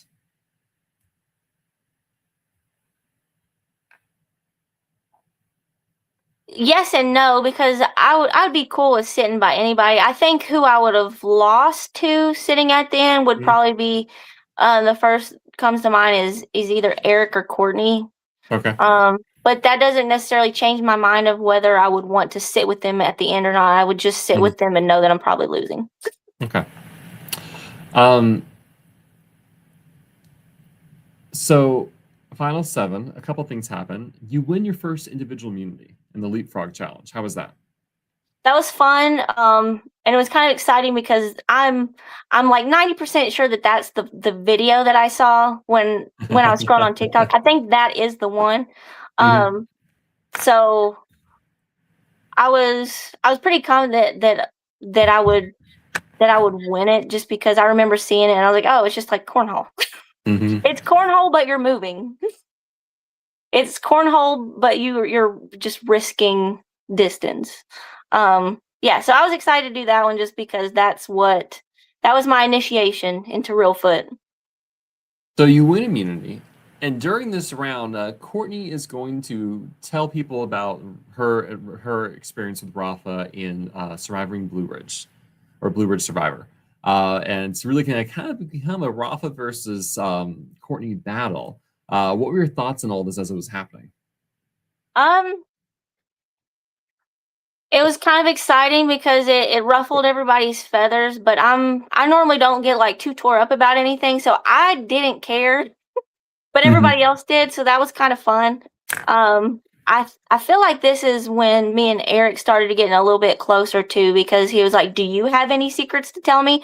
And I was like, no, but do you want to talk about how I played disc golf with my dad, and we can talk about this?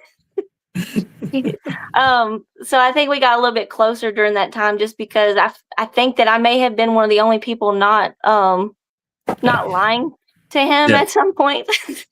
Yeah, in terms of your plan with potentially voting with Eric and Rafa and Courtney, Eric saying, I was feeling good about Courtney until her rage on Rafa. Yeah, I mean, in another world, it may have been able to happen, but it didn't. Coulda, shoulda, woulda.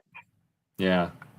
So going into the vote, you were going to vote with Courtney and try to vote out Rafa, but Courtney's going to get voted out instead. Originally yellow of Aaron, Sam, Rafa, and Eric are going to band together and take out Courtney. Did you expect the vote to go that way? Yeah, I was bummed. I knew Courtney was probably going to leave, but I don't think it didn't feel like there was anything I could do to stop it. Like, actually, when you asked me if I looked for idols, the two times that I guess I'm more interested in saving other people than myself, because the two times that I heavily started looking for idols was when Joe was about to leave, and when I knew that the vote was Courtney. I started looking for the idol. I didn't know if there was like another one or something. I don't know the rules. If there can be an eclipse, there can be more idols. So I was out there looking everywhere so I could like somehow ride in on my white horse and save Courtney. Eric is just beating you to the punch, though. Yeah. So Courtney goes out. Aaron is going to win touchy subjects. Do you come up for any of these categories in touchy subjects? Yeah, I came up for the who needs to win the next immunity challenge. Oh, that's gotta be scary. Yeah, and I was like, oh, shit. Tell me how you really feel. However, you go and win said next immunity challenge. Yes. And so this is the will it go round, probably the other video, right? Where you're kind of doing the Yes. Yeah, circle that's the thing. other video that I saw on TikTok. And so you win the challenge. You're safe at final 6, guaranteed final 5. Who do you want to who do you want to vote out? Because this is where Rafa's going to go, but is Rafa your target? It was between Rafa and Eric. Mhm. So yeah, I mean, I think out of everyone left, because it felt like I was pretty solid with me, Danny, Aaron, and Mhm. Sam at that point. Mhm. So it was really between those two. And I felt closer to Eric, and I came to Eric. I said, Eric, I'm not voting for you. And I told Mhm. Rafa, I said, Rafa, I'm probably voting for you. I was honest with him. Yeah, Yeah, me I'm and Eric were curious. good. So with Courtney going out, you're not having your ideal final 3, right? Because it's me, you, Danny, plus someone else. Who's that plus one looking like in your mind? Between Eric, me, Aaron, Sam, and Danny. Yeah. Okay. I thought it was probably gonna be me, Danny, and Sam. Okay. Um, Eric never really presented anything to me. I Hmm. knew that I was cool with Eric, like we were chill with each other, but there was never any plan brought up to Hmm. me by Eric. So I would have definitely listened to him and heard him out, but I just he never presented anything to me. Had Eric come up to you and say, "Hey, I want to sit at the end with you. I'm good with whoever else we want to bring in. How can we make this happen?" Would that have changed anything for you? It may have, but I was still like low key a little scared of Eric. Hmm. I didn't know if I could trust him fully, just Okay. because yes, we were cool with each other. Yes, we Hmm. had bonded. Um, but like I said, we never ever had a conversation about strategy or who should go, who should stay, Hmm. anything like that. I just knew I was cool with him and he Hmm. knew he was cool with me. So I Hmm. didn't know that I could fully trust him all of a sudden saying, I'll take you to the end. I don't have Hmm. anything to go off of to trust that. Hmm. I mean, because I'm trying to think of like your because you get to the final 4 and that's where you get voted out. I'm trying to think of like what could you have done to change the combination of people or change your trajectory at that point in the game, right? Because it feels like Danny has a really good lock on both Aaron and Sam, like a stronger lock than you have. Yeah, yeah. And Um, I'm gonna be honest. I'm not. My least favorite part of Survivor is the strategy part. I think that part's boring. Yes, it's necessary. all you've done to me this podcast is talk through all your strategy, That's which I've been because that's loving. what you're asking. That's true. The one I would not change. I don't think that I would change a single Mhm. strategic choice that I did during this whole Mhm. game. The only thing that prevented me from winning was me not winning that step challenge. Mhm. That's what I Well, would have done differently. I would have left more on the field. I forgot to dig deep, Steven. I forgot. Uncle Jeff would be so Somebody was displeased. supposed to yell, dig deep, and then I would have won. I mean, so we'll get to that challenge in a moment, right? Ra- so Rafa goes out. In the process, Eric gives an idol to Aaron to play. Did you know that was going to be happening? Can you say that again? Final 6, Rafa goes out. In the process, there's a whole idol thing with Eric giving an idol to Aaron. Oh, yeah. I thought that something crazy was going to happen. And I even said it on my little, when you hold up the Mhm. thing and you say stuff. I thought that Aaron was going to play it. It was Rafa that was Yep. there. I thought Aaron was going to play it on Rafa Hmm. and vote Eric out. That's what I thought was going to happen. It didn't happen. I didn't think it was going to happen. I just thought that it would be shitty if it did. Yeah, I mean, Because, he would like, have made. vote out the man with his own idol. I think from discussions, it would have won Anthony's vote and lost Yeah. any chance of getting Eric's vote. Yeah, that's what I thought could have happened, but I was like, man, it would be really shitty if this happens, but I could see it happening. Final 5. Sam is going to win the immunity challenge, and this is where Eric is being voted out. Yeah. Was Eric your ideal target, or would you have liked to have voted someone else out here? He was my ideal target just for the fact that we had locked in. I had pretty well locked in with Sam, Aaron, and Danny. And Eric was next, and I told Eric that I was voting for. Not once was I ever. I tried really hard not to lie to anyone the whole time. Okay. Eric goes out. He writes your name down, so you collect your third vote. Yeah. And that's it for day 7. You are going to be on the last day of the game. I know we already kind of talked about this. You're just like I don't think I can win, but how do you feel at this point in the game going into day 8? I think it's nuts that I kept saying every time somebody got voted out, I kept saying, "Does this mean I get to be on the cover of the book?" The only achievement people want. I was like, that's all I care about now. I don't know if I can win, but I can at least be on the cover of that damn book. No, I was like in disbelief that I made it that far, and I started getting really nervous about oh man, if I make it if I make it further than what I'm at now, I'm gonna have to sit in front of people and talk to people. I'm gonna have to give a speech.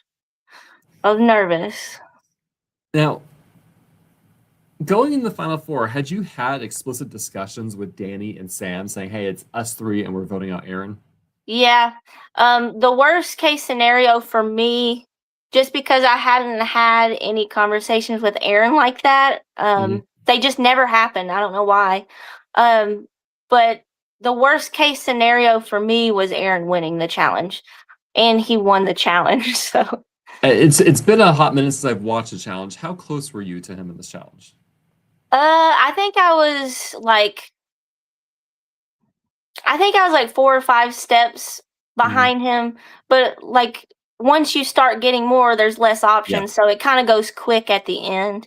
Like I said, I just forgot to dig deep. I should have ran harder. I was used to conserving energy because I didn't know what was going to be next because we had 4 challenges a day, and I should have gave it more. Did you know this was the last immunity challenge, or did you think there was a final 2? Yeah, I'm just dumb. I just forgot to dig deep. That's it. That's my.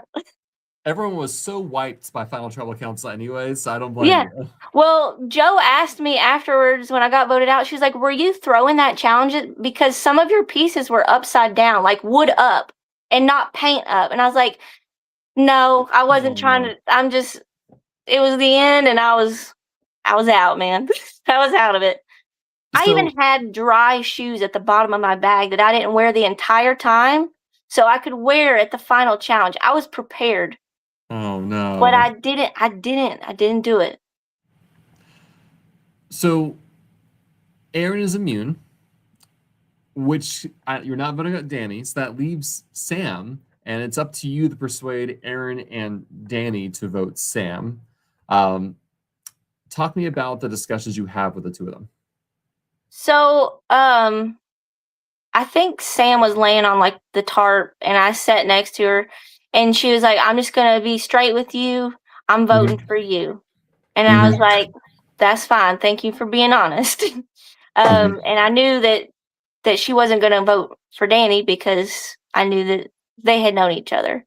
Aaron came up to me and he was like, he told me that he was voting for me, and I was like, "Is there any any sway in that? Is there anything that that you could do different? It's not like there's a whole lot of other options, but is there anything that I can do to persuade you not to do that?" And he was like, "Well, if you're not willing to vote for Danny, then there's really nothing else I can do." And I said, "Well, I'm not going to vote for Danny." And then Danny came up to me and we started a discussion on what we thought would happen if there was a tie. That's when he was like, "I don't want to go to rocks." He's like, "I don't want to go to rocks. That's the only thing." He said, "Would you be mad at me if I voted for you so we don't go to rocks?" And I said, "I'm not going to be mad at you. I don't want you to go home on a rock draw either." Mhm. So, um, so I figured that he was going to vote for me. But that's interesting because it's not rocks; it goes to Right, fire bait. right. That's when I had like a little bit of hope when Mhm. we found out that it was going to be the fire making challenge. I was Mhm. like, okay, well maybe maybe he'll give me a chance with fire because we're not going to rocks now, so Mhm. he's going to be safe no matter what Mhm. in a tie.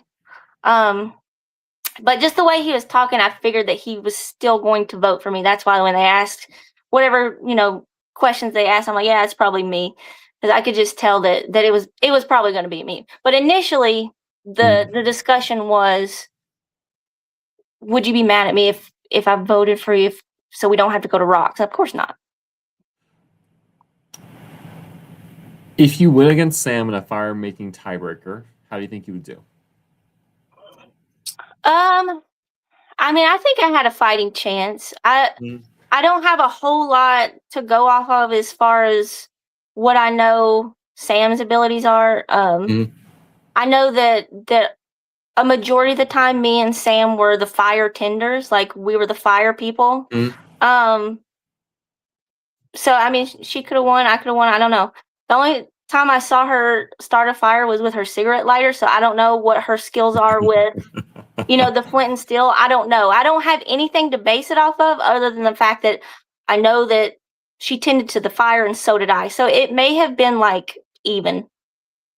Had Danny voted for Sam and put you in the fire making and you lose fire making, would that have changed your how you would have addressed Final Tribal Council?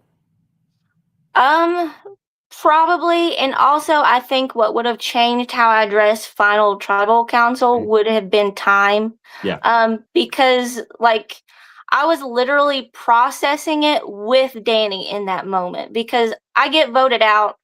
I Mhm. immediately go take a shower. And as soon as I get out of the shower, Leah hands me a Reese's bar because she went to the store and got me candy. That's the only thing I had to eat. And then we sit at the round table and then we go to a final try. It was like bam, bam, bam, bam.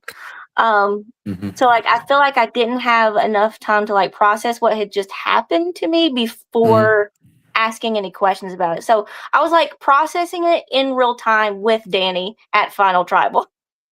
Yeah, I don't know if you've ever gone back and watched it. I find but like my impression of because you asked you asked all the contenders, are you sitting by the two people you want to sit with? Why or why not? And as you and Danny talk, like I feel almost you were like what you were saying is just going past each other, right? So like Yeah, and it was like it wasn't like a planned. It was like I was having a conversation with him. It wasn't necessarily Final Tribal. It was like every time he answered a question, a new thing popped, and I was like, "Well, but why?" Mhm. Like, I don't know. But I think a lot of that was just the fact, like I said, that I was processing it So in real raw. time with Danny. I think if I had like even like a couple more hours before Mhm. just to sit and think about what had just happened, it may have been completely different. So as a juror, you're voting for the winner. What are you looking for in a winner? So to me, as far as a winner goes, like I said, my least favorite part about Survivor is the strategy. I know a lot of people are like, "What are your big moves?" But I'm like, did you do good at challenges? Did you help around camp? Like, Mhm. did you actually keep the fire going, or did you just like sit around and let other Mhm. people survive for you? Like, how much surviving did you actually do? Um, were you did you make good on your promises? Whatever. I know you can't make good on all of them, Mhm. obviously, but it's more of like a well-rounded game and not necessarily what are the big moves that you did. It was like, Mhm. how good did you play Survivor as a whole? Yep. And so coming to the final tribal council, were you leaning towards any of the final three in one way or another? No. Okay. And so I was in mostly just bummed and I was excited to have a Reese's fast break. and so in final tribal council, what did you hear that swayed you in any way, shape, or form? Um, I felt like Danny's argument in the beginning was pretty solid. Like Mhm. even some of the jurors, I think, were like, "Man, Danny's doing pretty good." Mhm. I think Aaron struggled a little bit with like showcasing his Mhm. moves. And then I think I don't know. Sam did a really good. I think they all did a decent job. Um, my vote was honestly a little bit, I guess, disappointment in what Mhm. had just happened to me, and it was based off of like who I felt had the most well-rounded Mhm. Survivor game, and not necessarily who did the most strategic stuff. Mhm. So you cast your vote for Sam. How confident are you that Sam is the winner walking out of final tribal council? I knew she was the winner for sure. I knew that everyone was voting for her, and I knew that Julian was voting for Aaron. Gotcha. And so Sam ends up winning in a 9-1-0 vote. And that is the season. So how was the after party for you? So if you're talking about the after party, so I guess there's two after parties to consider. Oh There would wow, be okay. there would be the one where we went to Reelfoot. I think we went to Reelfoot Brewery, Mhm. and we watched like our intro video, and we did awards, like Mhm. award ceremony. I think me and Danny got best duo. Um, I got biggest hero, and there was another one I can't remember what it was. Maybe someone else can read. There's three. Best duo, me and Danny. Hero, and I think it was the Parker Award for being like good at random shit, like the circle thing and like the beanbag toss, and I think that's what it was. That was fine. I was still like adjusting to be able to decide Mhm. what I wanted to eat. So like the hot dogs were taking a long time, so I went across the street to the pizza place and they handed me a menu, and I was like, "Give me a second. I'm just like entering into civilization. Like I don't know what I want." um, yeah, it was fine. I sat next to Vito and Shannon mostly. Mhm. Um, I didn't really talk to a whole lot of people. I talked to a lot of production, and thanked everybody for for inviting me to play on their game.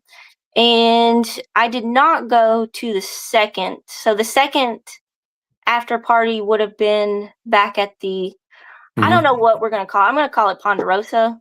Sure. It would be at Ponderosa. Everybody like spent the night and played games and stuff. But I only live 4 hours away. Mhm. So I was literally a 4 hour drive away from my own bed with my own wife. So I gave everybody hugs and well wishes, and I bounced. How was adjustment back to civilization after the game? um, it took me a couple days to get used to it. Mhm. Just because first of all I had to go back to work, and that was a bummer. And Like I'd rather starve in the wilderness than be here. yeah, I found myself wanting rice.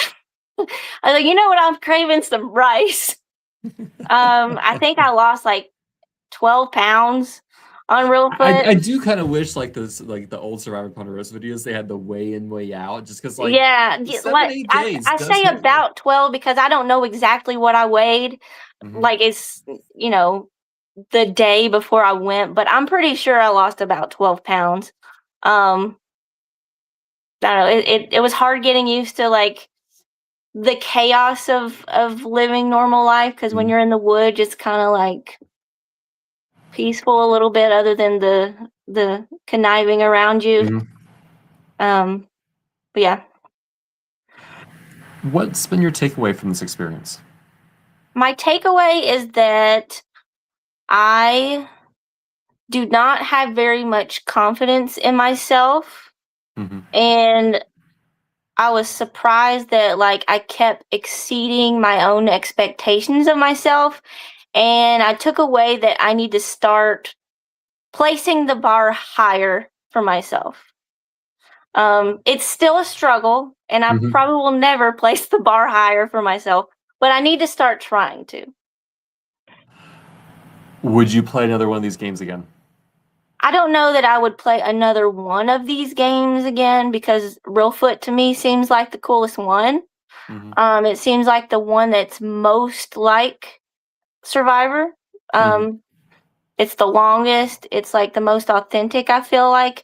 I'm not an expert. I haven't watched like a whole bunch of them, but from what I've seen, it seems like they're the best one.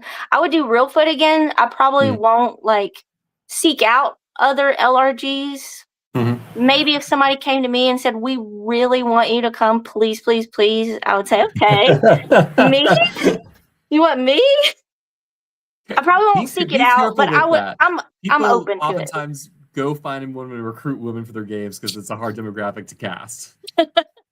We'll see. I'm open to it, but I'm not gonna seek it out. I'm gonna continue just trying to be on CBS Survivor, and if Reelfoot wants me back, I'm cool with coming back. Do you feel like your experience has changed how you think you're going to experience or watch Survivor now that you've actually done and gone through it and gone through all the stages of the game and blindsided and everything? Is that going to, do you think, change the way you watch or understand the TV show? A little bit, because I understand why they get upset when they have to vote people out.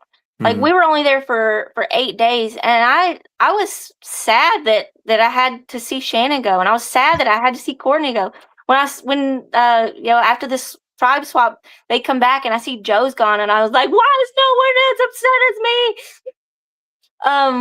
So yeah, I used to make fun of the people who were like, oh, we have to vote this person out, and well, you've only known these people for a week. Now I get it. Now, if Reelfoot does another Blood versus Water game, is your mom going to be playing with you? If she wants to. Can you handle it? No bedtime snacks. They did a Blood versus Water season back in 2019. I'd love to see them do another one. Yeah, my wife said that she would also be down to do a Blood versus Water season with me. Oh man, okay, so you need to play multiple Blood versus Water seasons. Yeah. That's what I'm hearing. Now, I have extracted all the strategy from you about your experience of the game, but is there anything else about your time in Reelfoot you want to talk about that maybe we haven't had a chance to dig into? I don't think so. Okay. It'll probably come to me like an hour from now when we're not doing this. Well, if you ever need to do a follow-up podcast, you know where to find me. Yeah, I'll message you. I was like, I have a thought. Get on right now. And it'll be much easier to schedule because it won't be 2 hours. I can promise you that much. Unless you want to be 2 hours, in that case, I'd be happy to keep you the talk a lot. So. Oh, wait, there is something. I'm glad I remember this. Okay, so you know the whole yellow shirt of it all. Yeah. So I go take my shower, and I have 2 shirts that I have that in mind that I want to wear, and they're Survivor shirts. And I'm like, if I'm gonna wear a shirt, it's gonna be a Survivor shirt because it's literally the only place where it's gonna be appreciated. I have this one, which I wore today on purpose to prove. I have this Flint one. Hold on. It stands for Field Logistics Idols something. I can't remember. But it's a Survivor shirt, and I was like, I want to either wear that one or I had a yellow one that was a Survivor Yellow Jackets crossover logo. Yeah. So I chose the Survivor Yellow Jackets crossover logo, and that shirt just so happened to be yellow. So I walk out. And everybody goes, "Oh, that's your yellow outfit." I said, "No, my yellow outfit is actually the same as my blue one. It's just yellow. It's the same outfit from head to toe. It's just yellow." And they're like, "We should all wear yellow. That would be so funny." And I was like, I'm gonna look like. Did you make this happen, Maryellen? I was like, oh my God, I should have wore the Flint shirt. So I did not lead the charge on the yellow shirts. I guess I did, but I did it accidentally.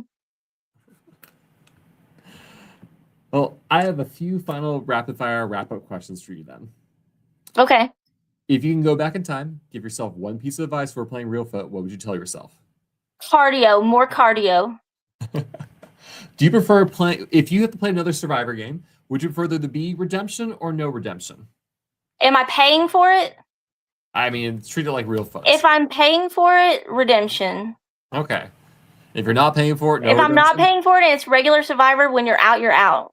Okay, so CBS Survivor, no redemption. No redemption. So when you go on CBS Survivor, you also want no redemption. Correct. Okay. What was your favorite challenge this season? Sumo. What was your favorite moment at camp? This is not a rapid answer, That's but Vito will probably say the same thing. I don't know. But so there was a night where it was really late, everything was wet. We're walking up the hill, and Nay starts talking about how her pants are wet and how she needs a fire. Well, everything's wet, and I was like, we can't start a fire right now, Nay. Everything's wet. So we all go to bed, and then all of a sudden we hear production yelling, we brought you some dry wood, and your tribe mates should be able to help you start a fire. So I open my eyes and I look around, and Vito's getting up. I close my eyes. I'm like, okay, it'll be fine. He'll start it real quick.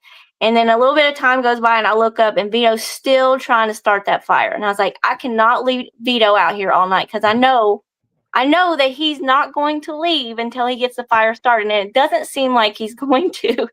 So I get up, I help him start the fire, and we stayed up.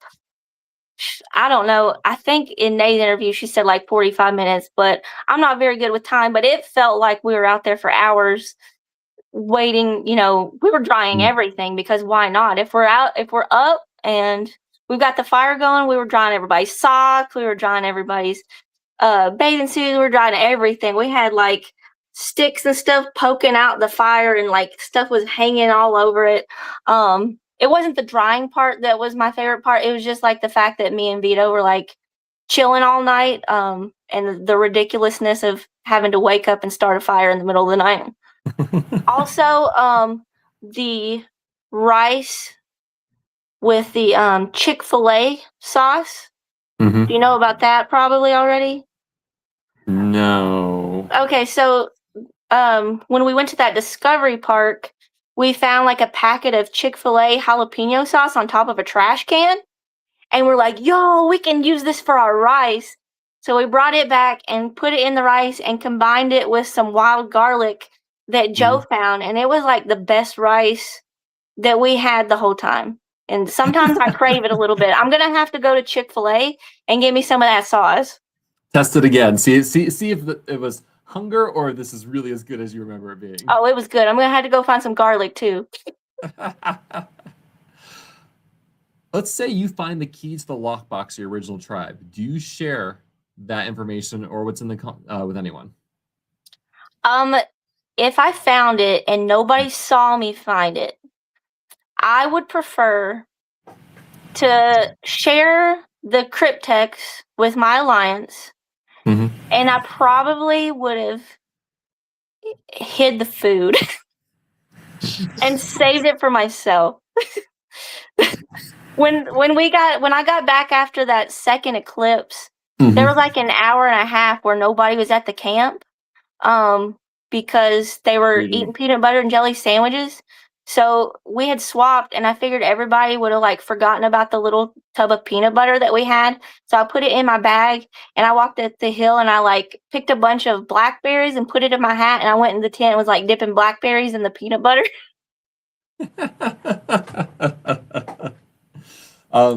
Who do you wish you had a chance to work with this season but never had an opportunity to do so? Either Eric or Rafa. Like we kind of did, but we didn't. Like I feel like if I had started on the yellow tribe, I would have gravitated towards Rafa and Eric, and I think we would have probably had like a stronger alliance had I started on their tribe. Who surprised you the most out there, besides yourself? Sam. Reelfoot's having a returning season next year, season 15. Who's one player from your season, besides yourself, you'd love to see come back and play again? Vito. All right, I think that's all my questions. Maryellen, thank you so much for your time. I really appreciate it. Thank you. Thank you for making me feel famous. Well, you took a whole 2 hours to listen to what I have to say about this, and that's crazy. And I had a lot of fun doing it. I can promise you that much. Did you think you would talk this long? No. I was like, this is going to be the shortest interview ever. I figured it was going to be like 30 minutes. I mean, no one's ever, no one's ever done it. Some people have told me that, but no one's ever done that to me yet. Well, Maryellen, thank you so much. Thank you, everyone else who tuned in. This has been another episode of the Live Reality Game Podcast. There are more deep dives to come. We've covered, I think we have almost everyone in the merge now but Joe and Leah, and we have some pre-merge people to get into as well. So get excited. I'll be talking to Vito on this Saturday, 12 Central Time, I believe is what we have scheduled. So fingers crossed it's going to happen. But thank you again, and take care, everyone. Have a good rest of your evening. Thank you, Steven.